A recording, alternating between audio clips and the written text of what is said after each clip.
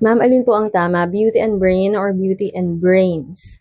Ang tama dyan, beauty and brains with S.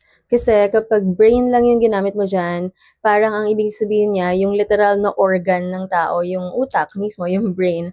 Pero kapag plural yung brain dito, idiomatic yung pagkakagamit sa kanya to mean yung kanyang intellectual capacity, yung kanyang intelligence, yung cleverness niya, or yung intellectual endowment niya. Yung talino mismo, instead na yung actual thing sa loob ng skull natin. Same as brawn and brains. 'Di ba?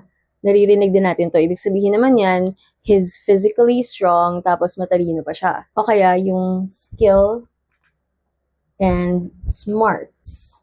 May S pa rin yung smarts dito. Yung intellectual capacity pa rin. Halimbawa, he has the skill and smarts to run the company. Ibig sabihin, capable na siya, clever pa siya, or intelligent pa siya. So again, mga idiomatic pairs yung mga yan. Gamitin mo na yan, go and compliment someone today.